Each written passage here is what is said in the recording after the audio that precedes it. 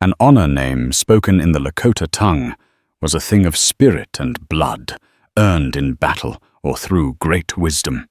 It was a title that reshaped a person's soul forever, binding them to the history of the people.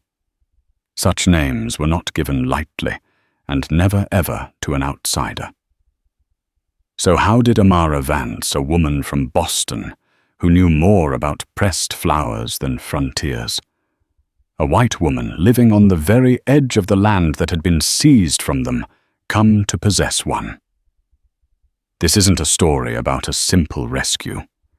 It's a story about how in the violent, unforgiving heart of the Wild West, a debt of honor forced a warrior to choose between his people's hatred and a truth he could not deny. The Black Hills of Dakota Territory in 1878 were a wound that refused to close. Gold, the yellow metal that drove white men mad, had been the scalpel that carved the heart out of all. The Sioux Nation's sacred Paha Sapa. The treaty lay broken, its promises turned to dust blowing through the raw new mining towns like Red Creek, a place that clung to the side of a ravine like a desperate gambler to his last coin. This was the world Amara Ellie Vance had chosen, or rather the world she had fled to.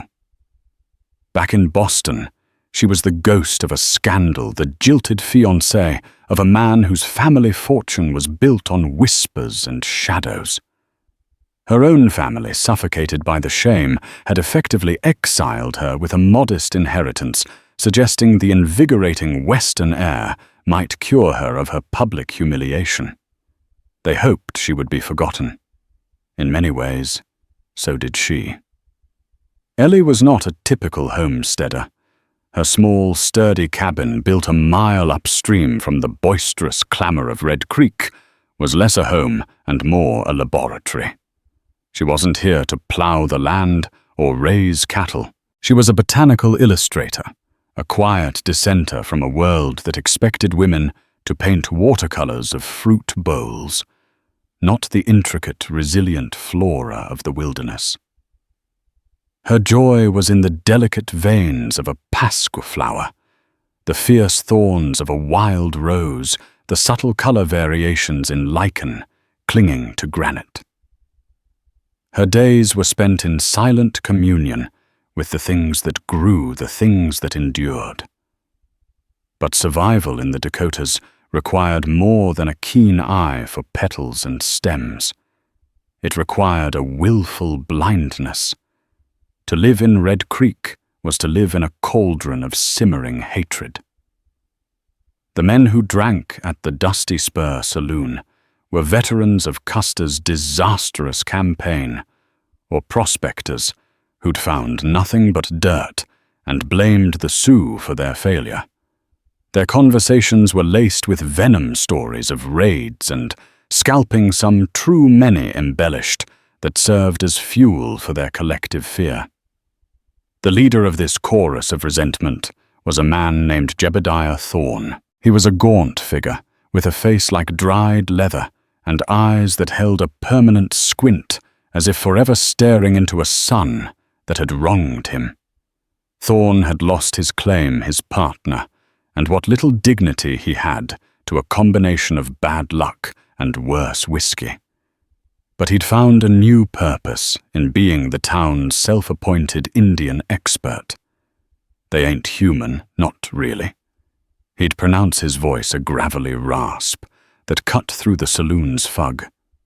They're like wolves. You see one, there's a pack of 'em hiding in the shadows, waiting to rip the throat out of good Christian folk.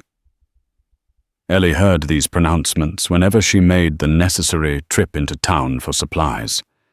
She would clutch her shopping list, her eyes fixed on the boardwalk, trying to make herself as small as possible.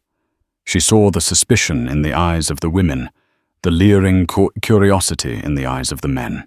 A single woman, living alone. She was an anomaly, an affront to the natural order of things, and therefore an object of gossip and mistrust. Her only real connection to the town was a grudging respect. From the blacksmith, a burly German named Karl, who appreciated her prompt payment and her quiet demeanor. It was Karl who warned her. "Be careful by the creek, Fräulein Vance," he'd said one afternoon, hammering a glowing horseshoe. "The hills have eyes, not just the four-legged kind." Ellie knew what he meant. Sometimes on her expeditions she felt it. A prickling on her neck, a sense of being watched from the high ridges that flanked the valley. On rare occasions she would catch a glimpse of them, a lone rider on a pony silhouetted against the vast sky. His form so still he seemed part of the landscape itself. They were Lakota, Sioux, the ghosts who haunted the edges of Red Creek's stolen paradise. The sight filled her with a cocktail of emotions. She couldn't untangle the fear she'd been taught in town. A deep, abiding sorrow for what had been done to them, and a powerful academic curiosity. These were the people of this land. They knew the names of the plants she drew not in Latin, but in a language that was as old as the rocks. They knew their uses, their spirits. One sweltering afternoon in late August, she ventured further up the canyon than usual, following a vein of rare star-shaped gentian. The air was thick and still, the sky a bleached-out blue. The creek, the lifeblood of the valley, was a mere trickle whispering over sun-baked stones. She found a shaded spot beneath a cluster of ponderosa pines, pulled out her sketchbook, and lost herself in the precise meditative work of capturing the flower on paper. Hours passed. The sun began its descent, painting the canyon walls in hues of orange and rose. A cool breeze, a welcome relief, snaked down from the high country. It carried with it a scent she hadn't noticed before, the smell of distant rain, of damp earth. She looked up. The sky to the west, previously clear, was now bruised with dark, heavy clouds. They piled on top of each other, an ominous fortress of purple and grey. A flicker of movement at the edge of the woods caught her eye. 2 boys. They couldn't have been more than 9 or 10 years old. They were Lakota. Dressed in simple buckskin leggings and tunics, their black hair long and unbound, they were chasing grasshoppers near the creek bed. Their laughter, clear and sharp, echoed in the unnervingly quiet air. Ellie froze. Every warning from Jebediah Thorne screamed in her mind. They're never alone. A trick, a trap. Her heart hammered against her ribs. She stayed perfectly still behind her screen of pines, her sketchbook clutched to her chest. The boys seemed oblivious to her, their world consumed by their game. They were brothers, that much was clear from their easy camaraderie.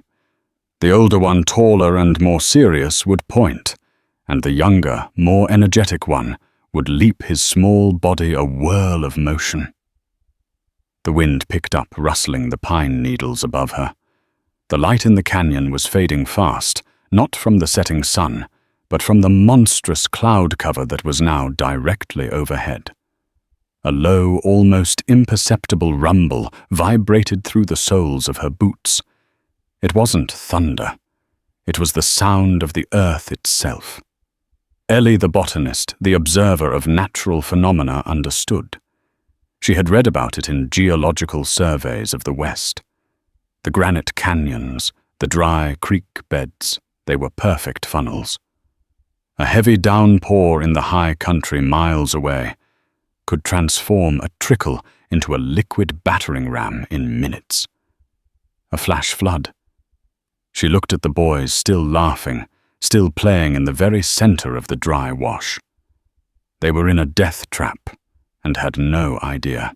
The distant rumble was growing louder, a steady, menacing roar that was beginning to drown out the wind.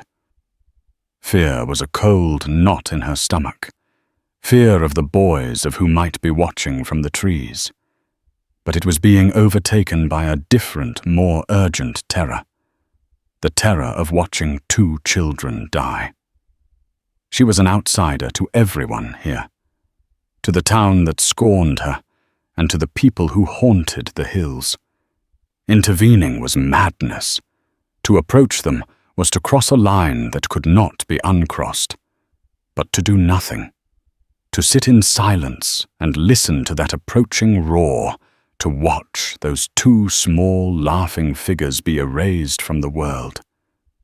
That was a different kind of madness, one she knew she couldn't live with. Taking a deep breath, her decision-made Amara Vance stepped out from the cover of the pines. Her voice when she called out was thin and reedy against the growing symphony of destruction. "Get out of the creek! Now!" The boys spun around, their game forgotten.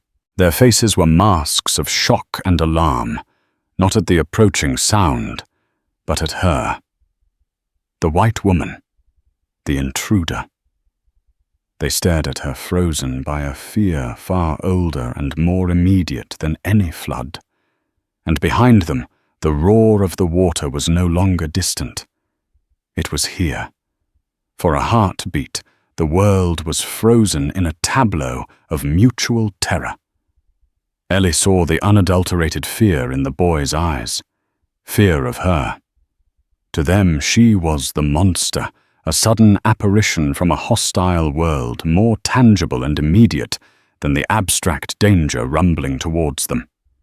The younger boy, whose name she would later learn was Changte, or Heart, took a step back, stumbling on a loose rock.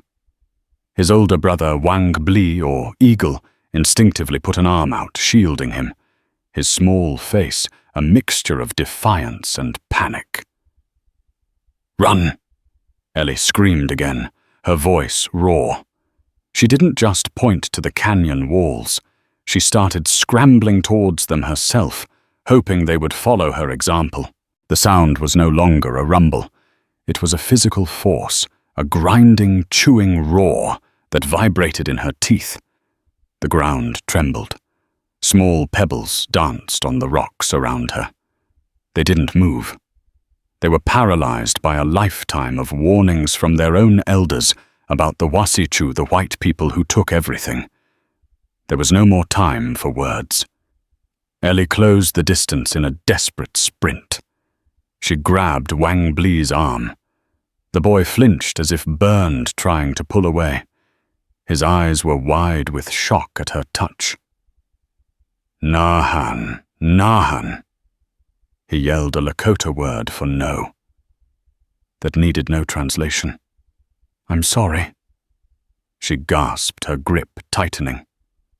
She was stronger than she looked, her arms wiry from years of hiking and carrying supplies. She half dragged, half pushed him towards the steep side of the ravine. Changte. Seeing his brother being manhandled by this strange white woman, let out a cry of distress, and driven by an instinct to stay with his siblings, scrambled after them. The first tongue of the flood appeared around the canyon bend. It wasn't water. It was a churning brown wall of mud tree limbs and rocks moving with the speed of a freight train. It was a liquid beast, and the sound it made was the sound of the world being torn apart. They had seconds. The canyon wall was steep, a treacherous slope of loose scree and thorny bushes.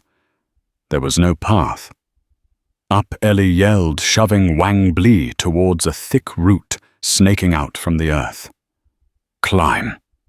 For the first time, a flicker of understanding crossed Wang Bli's face. He turned his head and saw the monstrous wave. The fear of her was instantly eclipsed by the primal terror of the flood. He needed no more encouragement. He clawed at the dirt, his small hands finding purchase on the root. Ellie turned and scooped up Changte. He was light, but squirming with panic. She practically threw him onto the slope above her, pushing him from behind. "Go! Follow your brother!" She scrambled after them, her leather shoes slipping on the loose gravel. Her sketchbook and pencils, her connection to her old safe life, were forgotten, lying in the path of the deluge. A thorny branch ripped a long bleeding gash down her forearm, but she barely felt it. All that mattered was the climb. The wall of water hit the place where they had been standing with a concussive boom that shook the very bedrock. The sound was deafening. A spray of muddy water, cold as ice, shot up, drenching them. Chang Te screamed as the water lashed his legs. Ellie, positioned just below him, felt the powerful suction try to pull her back down. She dug her fingers into the soil, her nails breaking, and held on, shielding the boy's small body with her own. The main torrent was a horrifying spectacle. It was 10 feet high, a roiling mass of destruction.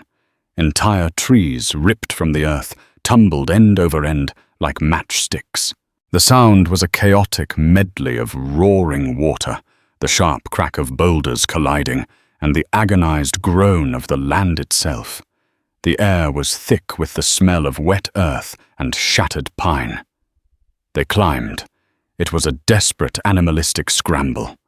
Wang Bli, agile and terrified, led the way.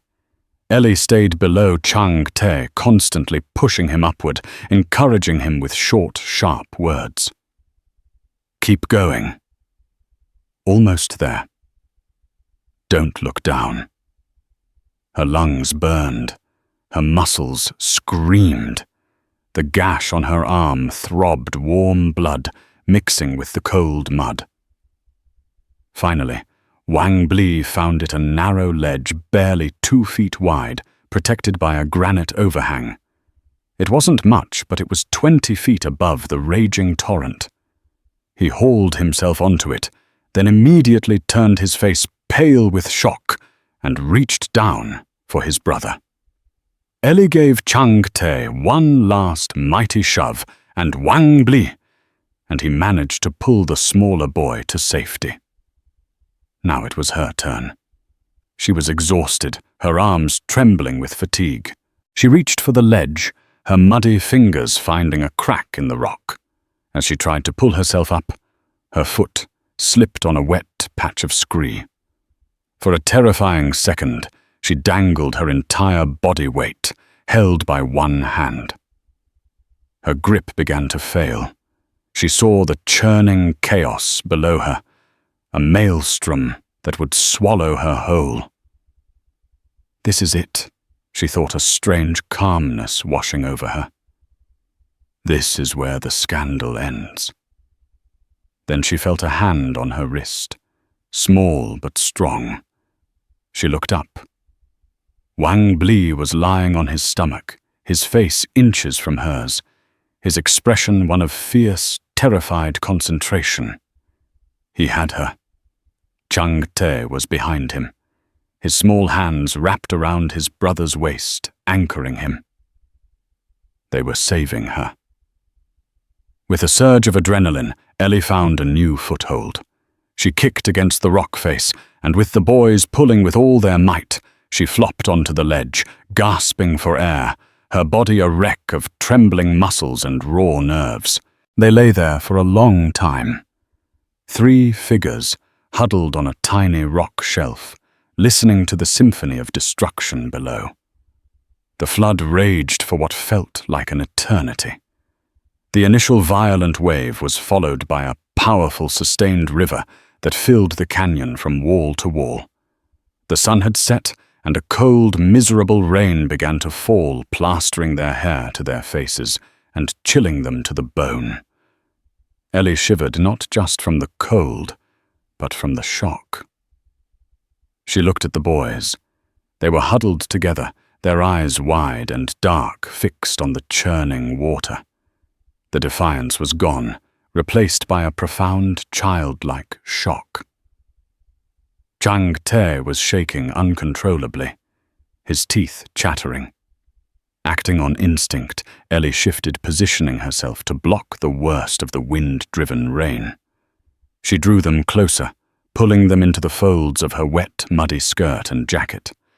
At first they were stiff, their bodies rigid with the ingrained mistrust of her. But the cold was a more powerful force than conditioning. Slowly, tentatively, they leaned into her warmth. She wrapped her arms around them, the three of them becoming a single, shivering unit against the storm. She felt Chang Te's small body relax, his shivering, subsiding slightly as he absorbed her body heat. Wang Bli remained tense for longer, a silent, proud sentinel. But eventually he too succumbed to exhaustion and cold resting his head against her shoulder. She could feel the steady beat of his heart against her arm. They didn't speak. There were no words that could bridge the chasm between their worlds, nothing to say in the face of such overwhelming natural fury. There was only the shared grim reality of survival. The cold, the wet, the roar of the water, and the fragile, unexpected warmth of three bodies huddled together on a ledge. As darkness consumed the canyon, Ellie held the two Sioux boys, the sons of her enemies, and felt a profound and aching sense of connection she had never known in the parlors of Boston or the suspicious streets of Red Creek. She was no longer just an observer. She was part of the brutal, beautiful, terrifying landscape of the West, her fate now inextricably tied to the two young lives she had saved, and who in a small but crucial way had just saved her right back. The debt was already more complicated than she could ever have imagined, and she knew with a certainty that chilled her more than the rain that the flood was only the beginning of the storm. The night was a long, cold purgatory. The roar of the flood eventually subsided to a deep, gurgling growl as the water level slowly dropped, leaving behind a scarred landscape of mud and debris. The rain eased to a miserable drizzle. Huddled on the ledge, sleep was impossible. Every snap of a twig, every gust of wind sent a fresh jolt of adrenaline through Ellie's exhausted body. The boys were quiet, lapsing into a state of shocked exhaustion, their warmth a small comfort against the damp chill. Dawn broke not with color, but with a slow gray dilution of the darkness. The world it revealed was one of profound devastation. The canyon floor was unrecognizable, a wasteland of glistening mud, uprooted trees, and freshly carved channels. Ellie's small camp, her sketchbook, her satchel of drawing tools, all were gone, swallowed by the flood. As the light grew, Wang Bli stirred. He sat up, his movements stiff, and surveyed the damage. His face was grim, the face of a child forced into premature adulthood. He looked at Ellie, his dark eyes unreadable. There was no longer fear, but something else, a deep, assessing curiosity. He said nothing, but a silent question hung in the air between them. A sound from the canyon rim above them made them all freeze. It was the call of a hawk, sharp and clear. But it was answered from the other side of the canyon. A signal. Wang Bli's head snapped up. A look of immense relief washed over his face. He stood on the precarious ledge and let out an answering call, a surprisingly powerful cry from such a small body. A few moments later, a figure appeared on the ridge directly above them, silhouetted against the pale morning sky. He was tall and lean, with the powerful build of a man who lived a hard life. He moved with a liquid grace, even on the treacherous, muddy ground. Even from a distance, Ellie could feel the intensity of his presence. He was a warrior. As he drew closer, she saw the sharp planes of his face, the long, unbound black hair, and the fierce, protective fury in his eyes. This was their brother, and he was terrified. Chang Te Wang Bli. His voice boomed, filled with a desperate relief that echoed in the ruined canyon. He half slid, half climbed down the steep embankment to their ledge. The boys scrambled to meet him, throwing their arms around his waist, their composure finally breaking. They spoke in a rapid torrent of Lakota, their voices overlapping, filled with the terror and relief of their ordeal. The warrior held them tight, his eyes closed, his face a mask of profound gratitude. Then, as he listened to their story, his eyes opened and fell on Ellie. The warmth in his expression vanished, replaced by a wall of ice. It was a look she had seen before in the faces of the men in Red Creek. Only this was its mirror image. The same hatred, the same suspicion, born of the same history of violence and mistrust, just pointed in the opposite direction. His hand went instinctively to the knife at his belt. He saw a white woman, disheveled and muddy with his brothers. His mind, conditioned by years of conflict, leaped to the most logical, most terrible conclusion. She was responsible. This was a trap. Wang Bli, seeing the look, pulled away from his brother's embrace. He stepped forward, placing himself between the warrior and Ellie. "Thashun ke luta hinung," he said, his voice firm. "Brother." He pointed a small, muddy finger at Ellie. "Wingyan kinjile." He began speaking with an earnestness that was impossible to doubt. This woman. He recounted the story in their native tongue, his words punctuated by gestures pointing to the dry wash where they had played, to the high ledge where they now stood, to the gash on Ellie's arm. Chang Te nodded vigorously, adding his own small details. Ellie stood frozen, watching the warrior's face. His name was Thashun Ko Luta Red Horse. As he listened to his younger brothers, his expression shifted through a kaleidoscope of emotions. The initial fury gave way to confusion, then to a grudging disbelief, and finally to something complex and unreadable. He looked from his brothers' earnest faces to Ellie's exhausted, mud-streaked form. He looked at the devastation around them, the undeniable evidence of the flood's power. The story, as impossible as it seemed, fit the facts. He had come prepared for a fight, for a rescue, or for a grim recovery. He was not prepared for this. He was not prepared for a debt. His gaze lingered on the bloody tear in her sleeve. He took a hesitant step forward and spoke not to her, but to the air in front of her. His English was slow, deliberate, each word carved from stone. "You pull them from water." Ellie found her voice, though it was hoarse. There wasn't time to do anything else. Red Horse stared at her, his mind grappling with a new reality. The Wasichu were invaders, treaty breakers, killers. They were a monolithic force of destruction. But this one woman, this solitary figure, had risked her own life to save 2 Lakota children. It was a fact that did not compute. It broke the simple, brutal arithmetic of his world. He gave a curt, sharp nod. It was not thanks. It was an acknowledgement, a confirmation of a fact that now existed between them. He turned his back to her, speaking softly to his brothers in Lakota, checking them for injuries.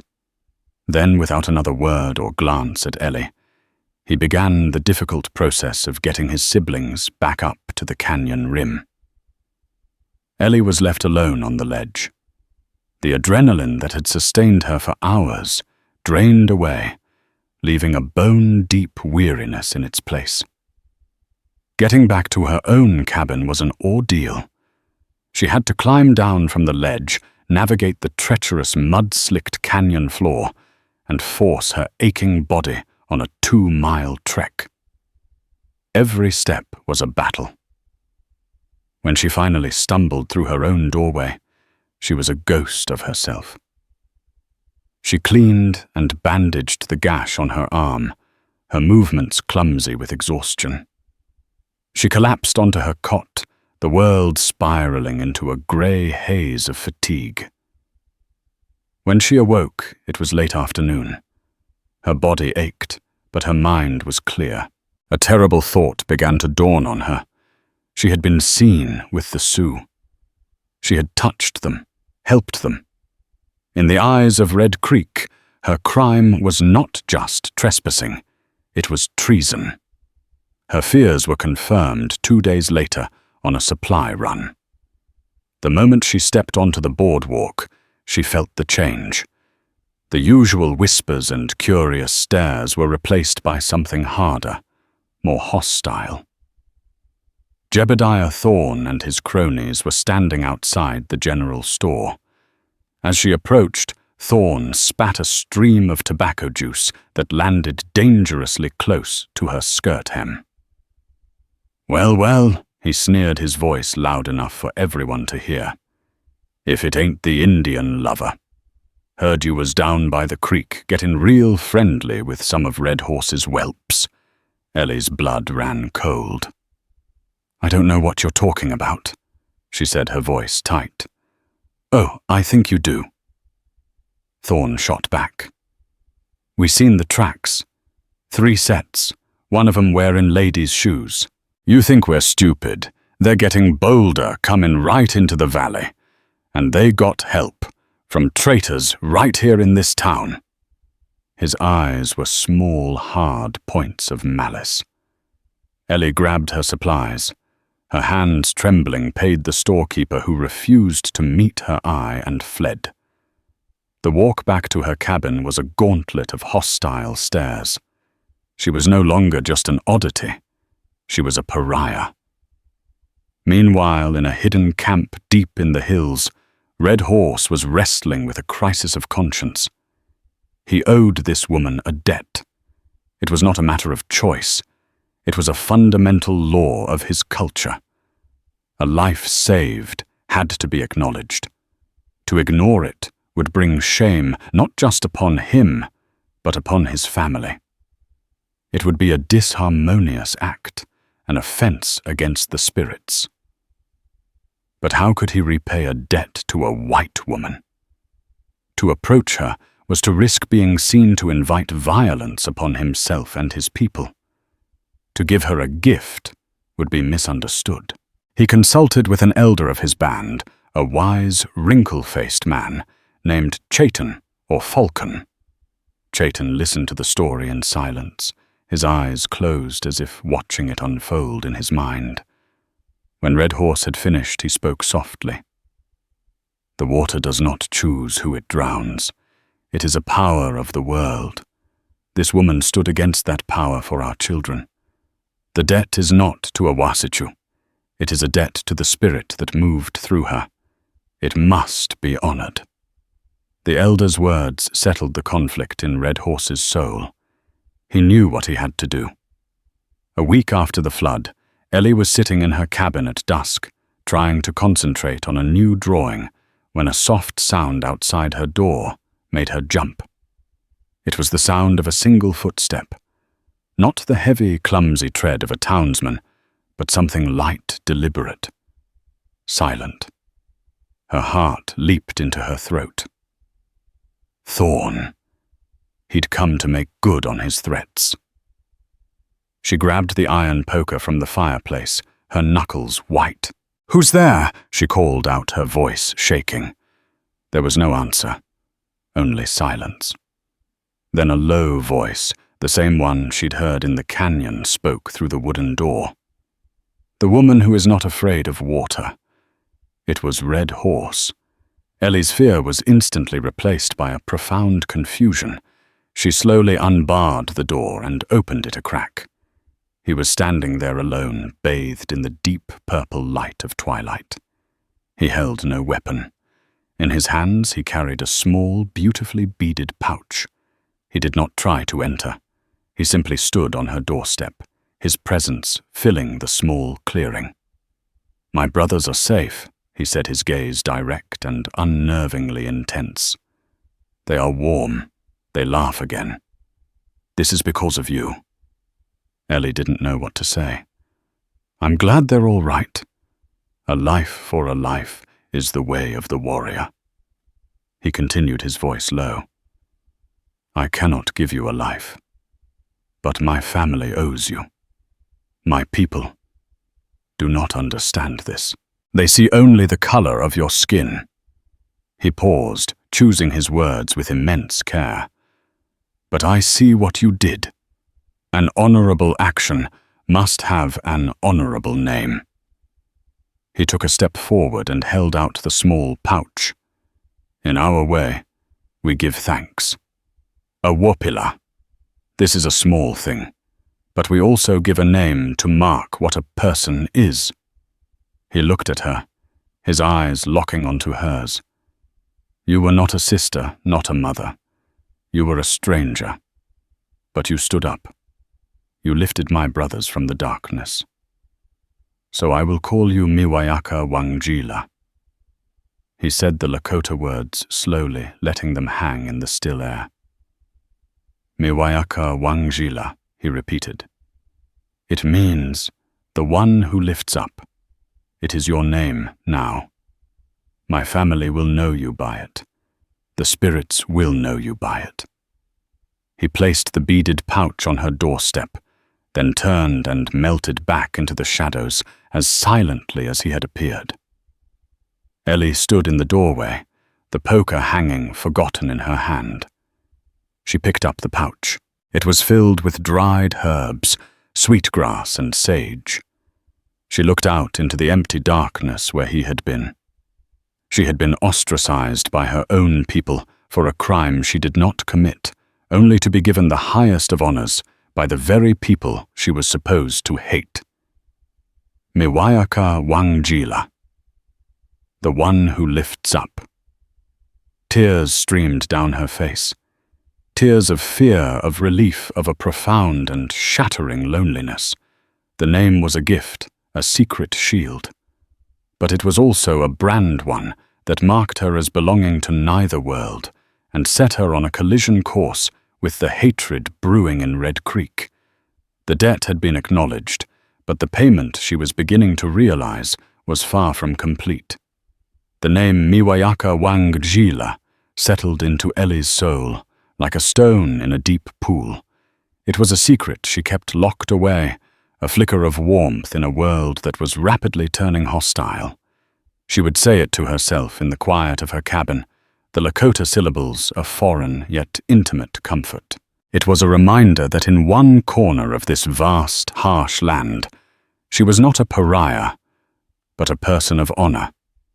It was this secret strength she drew upon as the walls of Red Creek's animosity closed in around her. Jebediah Thorne, having found a scapegoat for the town's collective failures and fears, did not let up. He nurtured the seed of suspicion he had planted, watering it with daily doses of rumor and vitriol, until it grew into a thick, thorny vine of open hatred that ensnared the entire community. Ellie's existence shrank, becoming almost entirely confined to her cabin and the small clearing around it. Her weekly trips for supplies transformed from a simple chore into a calculated exercise in quiet endurance. The moment her boots touched the dusty main street, a palpable silence would fall. Conversations on the boardwalk would halt mid-sentence. At the general store, Mrs. Gable, a woman who had once traded tips on preserving peaches, now served her with brisk cold efficiency, refusing to meet her eye, her hands slapping the goods onto the counter as if they were contaminated. Children who once might have offered a shy hello were now pulled away by their mothers, their innocent curiosity replaced by a learned fear. Thorne and his acolytes were a constant presence, a gauntlet she had to pass. They would often be lounging on the saloon porch chairs, tilted back, spitting tobacco juice into the dust. Their taunts grew bolder, their words sharpened by the audience they commanded. "Best watch your scalp, boys." Thorne would call out his voice, a malicious drawl that carried across the street. The pretty little traitor might be telling her redskin friends which ones to take first. A wave of cruel laughter would follow, echoing in Ellie's ears, long after she had fled the town's oppressive judgment. The threats soon bled out from the town and into the sanctity of her home. One evening, the sharp crack of shattering glass made her cry out, and she found a jagged rock lying amidst the shards of her window pane. Another morning, she discovered her small, meticulously tended vegetable garden had been savaged. The tender squash vines were ripped from the earth, the carrots and potatoes uprooted and scattered, a petty and vicious act of destruction that felt deeply personal. It was an attack not just on her sustenance, but on her hope. Fear became her constant companion, a cold, heavy presence in the isolated cabin. She began to sleep with the heavy iron poker from the fireplace resting against her cot. Every creak of the floorboards, every rustle of the wind in the pines, every hoot of a distant owl sent a jolt of ice through her veins. She felt like a hunted animal. She considered leaving. The thought was a tempting whisper in her darkest moments. She could pack her few belongings, sell the cabin for whatever she could get, and take the stagecoach back east. She could return to the life of polite shame that awaited her, a life of whispered gossip and averted gazes that was at the very least safe from physical violence. But something held her back. It was more than just stubbornness, more than a refusal to be chased away. It was the name. The one who lifts up. To run would be to betray that name. It would be an admission of the guilt they had assigned her, a final victory for Thorne's poisonous lies. And so, with a resolve that surprised even herself, she stayed. The breaking point came on a moonless night in late September. A freight wagon had delivered a fresh supply of whiskey to Red Creek, and the Dusty Spur saloon was overflowing with the potent, volatile combination of cheap liquor and simmering resentment. Thorne, in his element, saw his chance to transform himself from town drunk into town leader. He climbed onto a rickety table, his gaunt frame casting a long, distorted shadow in the flickering lantern light. For weeks we've been watching. He slurred, his voice rising above the din. The saloon grew quiet as the men turned to listen. That woman up the creek. She's a spy, I tell ya. You noticed how quiet it's been. Red Horse and his butchers. They ain't been seen for a month. You know why. He leaned forward, his eyes gleaming with a feverish intensity. They're planning something. They're massing in the hills, getting ready to strike, and she's their eyes and ears. A murmur of drunken, fearful agreement rippled through the crowd.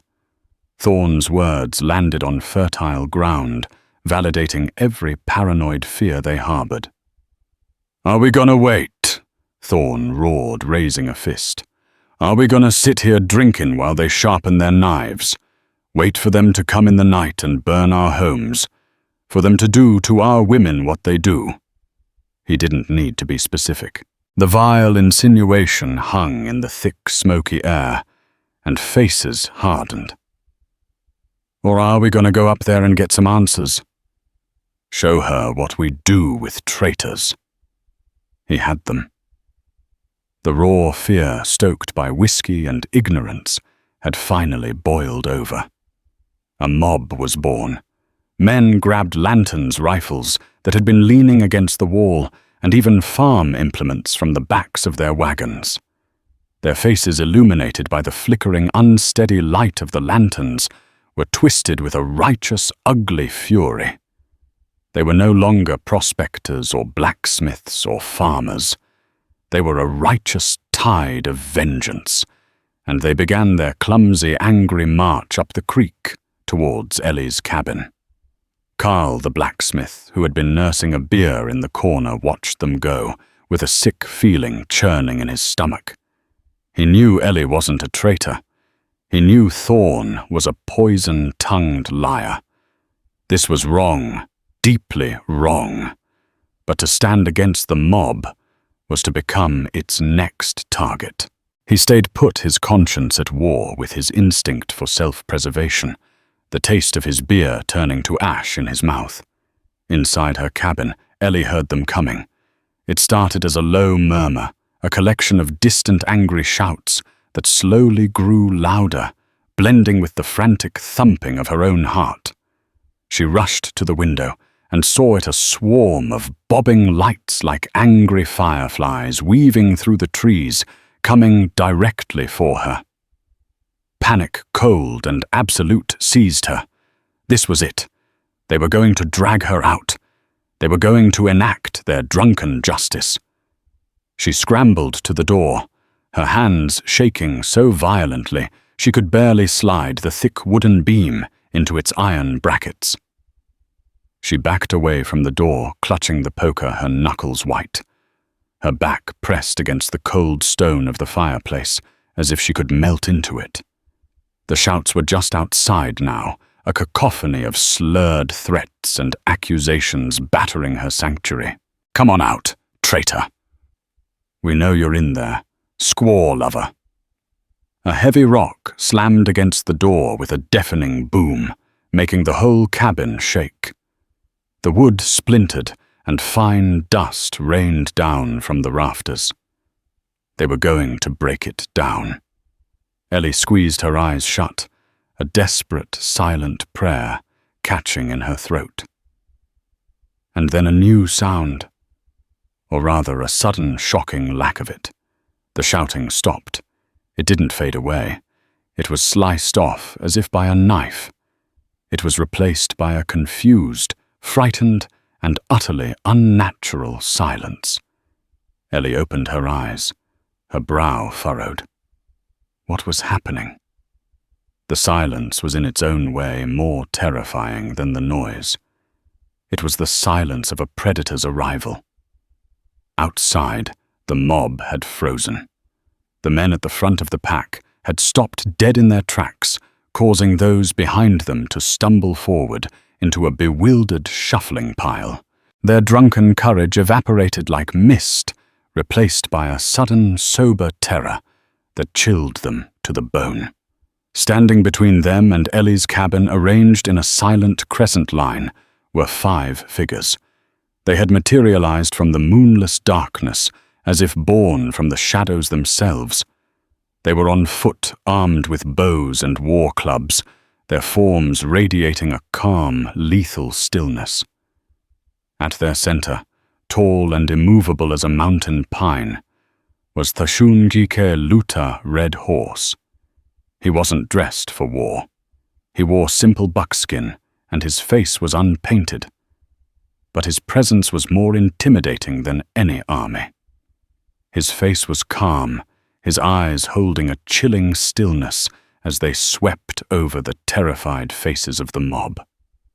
One of his younger brothers, Chang Te, had taken to watching Ellie's cabin from the distant hills, a self-appointed guardian, repaying a debt in his own way. He had seen the mob forming and had run faster than he had ever run in his life to warn his older brother. Red Horse and his warriors had not come to attack Red Creek. They had come to defend one small cabin. Jebediah Thorn stood at the head of the mob, his rifle half raised. The sight of Red Horse, the very man he'd used to stoke the town's fears, the devil, in all his stories, standing as a protector of the woman he'd accused, was a cognitive shock that momentarily scrambled his brain. What is this? Thorn stammered, his voice losing its booming authority. This is town business. You have no right. Red Horse took a single deliberate step forward. He did not raise his voice. He did not need to. His words, spoken in clear, measured English, cut through the night with absolute authority. This woman is Miwayaka Wangjila. he said, speaking the Lakota name like a shield, a declaration. She is under the protection of my family. Her honor is my honor. You will not touch her. He let the words sink into the stunned silence. He was not threatening a raid. He was not declaring war. He was stating a fact, a law of honor that the drunken mob, in their own crude way, could understand. He had come not to destroy them, but to stop them from destroying themselves with their own hatred. It was an inverted siege. The savages were protecting a white woman from the savagery of civilized men. She's a witch, one of the men stammered, his voice trembling. She's bewitched you. Red Horse's gaze fell upon him, calm and heavy, and the man shrank back as if physically struck. She is a woman who pulled my brothers from a flood while you hid in your wooden houses afraid of the rain. Red Horse said, his voice quiet, but carrying to every man present. He paused, letting them absorb the shame of his words. Who here has more honor? The question hung in the air, heavy and unanswerable. No one moved. No one spoke. There was only the sound of the wind whispering through the pines and the crackle of the mob's lanterns.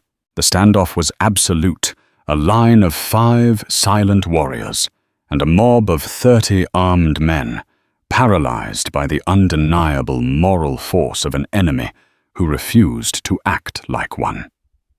Finally, from the back of the crowd, a voice boomed with the authority of hammered steel. That's enough, Jebediah. It was Carl the blacksmith. His conscience had won. He'd followed them, unable to live with his inaction.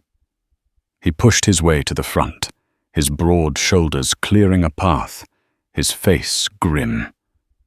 He's right. This is madness. Go home. Carl's intervention broke the spell. He was one of them, a man they respected. His words gave them the permission they needed to retreat without completely losing face. The men, their drunken courage gone, their righteous fury revealed as the ugly thing it was, began to look at each other with shame. They lowered their rifles. They mumbled apologies to no one in particular. They began to drift away, in 2s and 3s, their lanterns casting long, retreating shadows, until only Jebediah Thorne was left standing alone, exposed and pathetic in the ring of light. He gave Red Horse a look of pure, undiluted hatred, then turned and slunk back into the darkness from which he'd come. Red Horse watched until the last light was gone. He held his position for a few moments longer, a silent sentinel ensuring the threat was truly over. Then he turned his head and looked at the cabin door. Ellie, who had watched the entire impossible scene through a crack in the shutter, felt the strength return to her legs. She slowly unbarred the door and stepped outside into the cool, clean night air. She looked at Red Horse, her heart too full for words. He had repaid his debt not with a gift, but with his life, with his honor. He had stood against her people to protect her. He gave her a slight, almost imperceptible nod, an acknowledgement of a debt paid in full, of a circle closed. Then, as silently as they had arrived, he and his warriors turned and vanished back into the trees, leaving Ellie Vance standing safe in the sudden, peaceful quiet of the night. She never saw Red Horse again, but the story of that night became a reluctant legend in Red Creek, told in hushed tones. Jebediah Thorne lost all credibility, becoming a bitter, ignored old man who talked only to his whiskey glass. Ellie Vance was no longer a pariah. She was treated with a new, grudging and fearful respect. She was the woman the Sioux had protected. She was an outsider who had been given an honor no one else could claim. She stayed in her cabin for many more years, a quiet fixture of the landscape, forever living between two worlds, bound by a name spoken in a language she would never learn, but whose meaning she understood with every fiber of her being. She was the one who lifts up.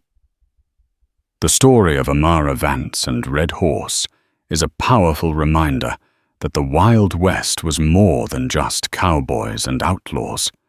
It was a complex place of colliding cultures where the lines between friend and foe, hero and villain, were often blurred. In a world defined by conflict, they discovered a truth that transcends any language or law, that an act of courage creates an obligation and a debt of honor, is more binding than any treaty. True strength isn't found in hatred or suspicion, but in the rare, difficult choice to see the humanity in someone you've been taught to despise. If this story of courage and honor resonated with you, please help it reach others by hitting that like button. Share it with someone who appreciates tales of the true, complicated history of the American West.